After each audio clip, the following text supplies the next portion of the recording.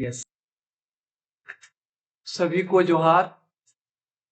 Project परख तैयारी उड़ान की पाकुड़ जिला प्रशासन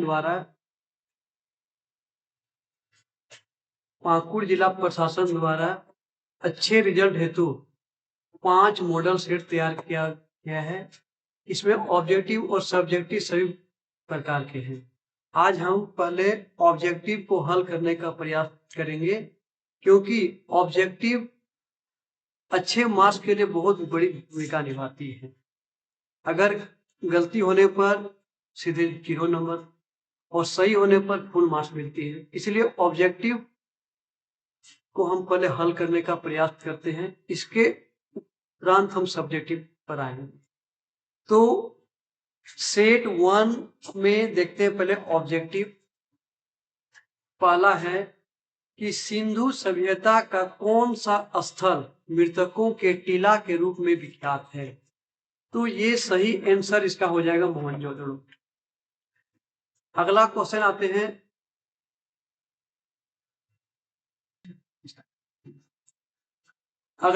आते हैं, महात्मा बुद्ध का जन्म कहाँ हुआ था। तो महात्मा बुद्ध का जन्म नेपाल के तराई में लुम्बिनी वन में हुआ था। इस प्रकार हम देखते हैं कि इसका आंसर ख आता है। एक यहाँ पर नोट करने वाली बात है कि महात्मा बुद्ध का जन्म किस वर्ष हुई थी, तो ये इंपॉर्टेंट है। इसको हम थोड़ा सा हल करने का प्रयास करते हैं। तो इसका जन्म 563 BC को, इसको हम एक्स्ट्रा के रूप में रख लेते हैं। अगला क्वेश्चन 3 नंबर में आते हैं, गुप्त राजवंश के किस शासक को भारत का नेपोलियन कहा जाता है। तो इसमें सारे गुप्त वंश के हैं, चंद्रगुप्त, समुद्रगुप्त, स्कंदगुप्त और कुमारगुप्त। इसमें समुद्रगुप्त को भारत का नेपोलियन कहा जाता है। अगला क्वेश्चन नंबर हम 4 में आते हैं कि अल बरूनी किसके साथ भारत आया था। तो अल बरूनी ये ख्वारिज़्म के थे और ये मोहम्मद गजनवी के साथ भारत आए थे। अगला क्वेश्चन हम लेते हैं, जजिया कर क्या है। तो जजिया कर एक प्रकार का टैक्स है जो मुगल काल में और भी मुस्लिम शासकों के समय लिए जाते थे। तो यह एक प्रकार का धार्मिक कर था जो गैर मुसलमानों से लिया जाता था।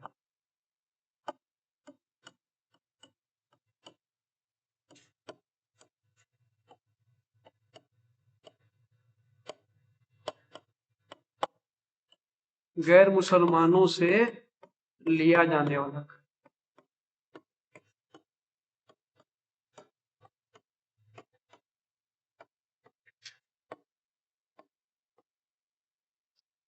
अब हम आते हैं क्वेश्चन नंबर 6, महाभारत में कितने प्रकार का विवाह का उल्लेख किया गया है। तो महाभारत में 8 प्रकार के विवाह का उल्लेख किया गया है। इसमें 4 प्रकार का उत्तम विवाह हो गया और 4 प्रकार का निम्न विवाह हो गया। तो इस प्रकार का हम देख रहे हैं कि महाभारत में कुल 8 प्रकार का विवाह का उल्लेख है। क्वेश्चन नंबर हम 7 में आते हैं कि निम्न में से किसने सबसे पहले भारत में स्वर्ण सिक्के जारी किए थे। तो इस पर हम आते हैं कि सबसे पहले स्वर्ण सिक्के कुषाणों ने जारी किए थे 127 ईस्वी।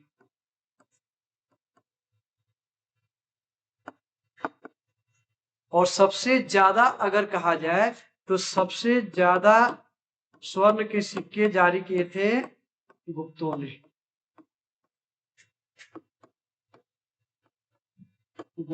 जारी किए और इस समय स्वर्ण सिक्के को दिनार भी कहा जाता है। अब हम आते हैं क्वेश्चन नंबर 8, अल बरूनी ने किताब उल हिंद की रचना किस भाषा में की। तो अल बरूनी हम यहाँ पर पहले देखें कि किसके साथ आया था, मोहम्मद गजनवी के साथ आया था। इससे अगर क्वेश्चन होता है तो ये 3 क्वेश्चन ही इसमें संभावना रहती है। एक तो किसके साथ आया था और इसने कौन सी पुस्तक लिखी थी, तो ये किताब उल हिंद लिखे थे जो यहाँ पर लिखा हुआ है, और ये किताब उल हिंद अरबी भाषा में लिखे थे। अगला क्वेश्चन आता है विजयनगर साम्राज्य द्वारा असैनिक और सैनिक सेवा में दिया जाने वाला भूमि दान कहलाता था। ये हो गया अमरम, और इसी अमरम के चलते अमर नायक भी भूमि के मालिक को कहा जाता था। ये भी हम लोग को जान लेना जरूरी है। Question number 9। क्वेश्चन नंबर हम 10 आते हैं कि ब्रिटिश ईस्ट इंडिया कंपनी की स्थापना कब हुई थी। तो ब्रिटिश ईस्ट इंडिया कंपनी की स्थापना 31 दिसंबर 1600। इस समय महारानी एलिजाबेथ प्रथम, इंग्लैंड की महारानी एलिजाबेथ प्रथम। अब हम आते हैं क्वेश्चन नंबर 11। 1857 के विद्रोह के समय, बहुत इंपॉर्टेंट क्वेश्चन है ये, इसको हम नोट करते हैं। 1857 विद्रोह के समय भारत का गवर्नर जनरल कौन था। तो इस समय भारत का गवर्नर जनरल लॉर्ड कैनिंग थे। अगला क्वेश्चन है भारत राष्ट्र कांग्रेस के संस्थापक कौन थे। तो भारत राष्ट्र कांग्रेस के संस्थापक ये WC बनर्जी उस समय अध्यक्ष थे। तो यहाँ पर है चूंकि संस्थापक, तो ये प्रथम अध्यक्ष थे, इसलिए यहाँ पर थोड़ा सा हमें ध्यान देना है कि A.O. ह्यूम इसके संस्थापक थे और WC बनर्जी पहला अध्यक्ष। अगला क्वेश्चन आते हैं सिंधु घाटी सभ्यता का सबसे बड़ा शहर कौन सा था। तो सिंधु घाटी सभ्यता की सारे स्थल सिंधु घाटी सभ्यता से है, लेकिन सबसे बड़ा स्थल मोहनजोदड़ो था। नेक्स्ट क्वेश्चन है सिंधु घाटी के निवासियों को किस धातु का ज्ञान नहीं था। तो सिंधु घाटी के लोगों को सोना चांदी तांबा का ज्ञान था, केवल लोहा का ज्ञान नहीं था। लोहा के बारे में वैदिक लोगों ने जाना, इसलिए वैदिक काल को लोह युगीन भी कहा जाता है। अगला क्वेश्चन 15 में है महाजनपद कितने थे। तो भारत इतिहास में मगध काल की अगर हम देखते हैं या बौद्ध ग्रंथ को देखते हैं, उसके अनुसार महाजनपद की संख्या 16 थी।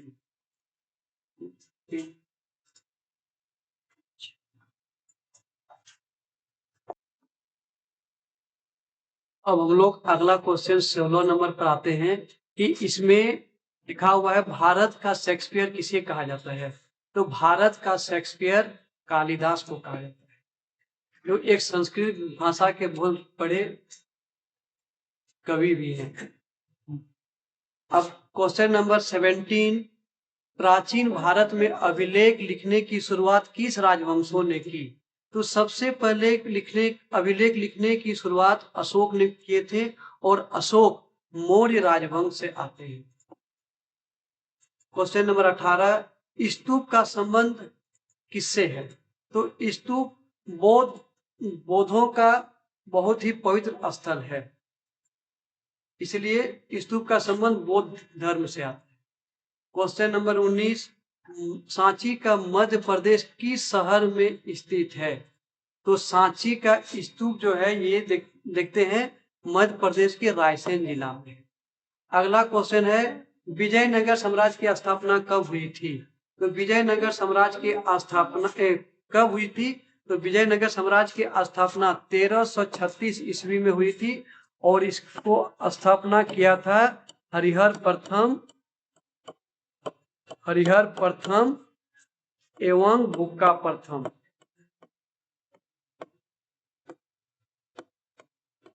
प्रथम, और ये संगम वंश से थे। संगम वंश से थे। अगला क्वेश्चन 21 नंबर में हम देखते हैं कि गोपुरम क्या है। तो गोपुरम दक्षिण भारत के मंदिरों का मुख्य द्वार को गोपुरम कहा जाता है। क्वेश्चन नंबर 22 में आते हैं प्रसिद्ध विरूपाक्ष मंदिर कहाँ स्थित है? तो विरूपाक्ष मंदिर ये विजयनगर साम्राज्य से संबंधित है और विजयनगर साम्राज्य ये हम्पी में स्थित है। ये विजयनगर साम्राज्य में ही हम्पी है और विरूपाक्ष मंदिर ये हम्पी में है। अगला क्वेश्चन 23 नंबर में आते हैं। भक्ति आंदोलन को दक्षिण भारत से उत्तर भारत लाने का श्रेय किसे जाता है?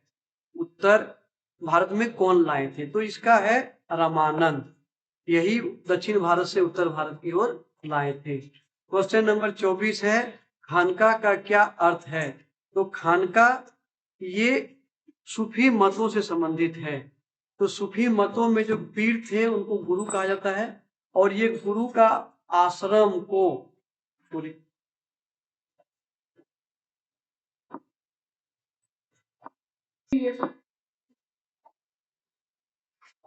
खानका का क्या अर्थ होता है? तो खानका ये सूफी संतों के आश्रम को खानका कहा जाता था।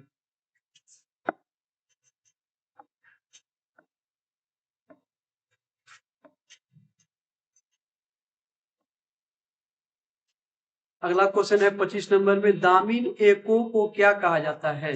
तो दामिन एको ये संथाल परगना के क्षेत्र को दामिन एको कहा जाता है। अगला क्वेश्चन है 26 नंबर में, दांडी किस राज्य में स्थित है? तो दांडी जिस जगह पर गांधी जी ने नमक कानून को भंग किए थे तो ये गुजरात में है। अगला क्वेश्चन है, भारत के संविधान सभा का अस्थाई अध्यक्ष कौन थे? तो भारत के संविधान सभा के अस्थाई अध्यक्ष डॉक्टर राजेंद्र प्रसाद थे और ये अस्थाई अध्यक्ष 27 नंबर, इसको थोड़ा जान लेते हैं हम लोग कि अस्थाई अध्यक्ष सच्चिदानंद सिन्हा जी थे।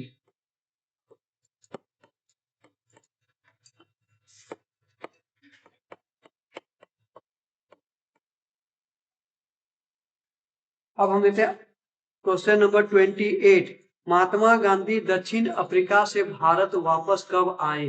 तो दक्षिण अफ्रीका से महात्मा गांधी 1915 ईस्वी को भारत आए थे वापस। इस बीच में वो 6 बार आए थे किंतु अंतिम रूप से 1915 में आए थे। अगला क्वेश्चन है, हरिसेन की प्रयाग प्रशस्ति संबंधित है? तो हरिसेन का प्रयाग प्रशस्ति ये इलाहाबाद में जो जिसका वर्तमान नाम प्रयाग है और ये समुद्रगुप्त से संबंधित है और ये संस्कृत भाषा में लिखी गई है। ये भी हम लोग को जान लेना जरूरी है, संस्कृत भाषा से ली गई, संस्कृत भाषा में लिखी गई है। अगला क्वेश्चन है क्वेश्चन नंबर 30 कि रैयत वाड़ी व्यवस्था किसने लागू किया था? तो रैयत वाड़ी व्यवस्था ये रैयत वाड़ी एक प्रकार की भूमि व्यवस्था थी जो अंग्रेजों ने लागू किया था और इसको लागू करने का श्रेय सर थॉमस मुनरो को जाता है और ये मद्रास प्रांत में लागू किए थे, मद्रास प्रांत में लागू किए थे।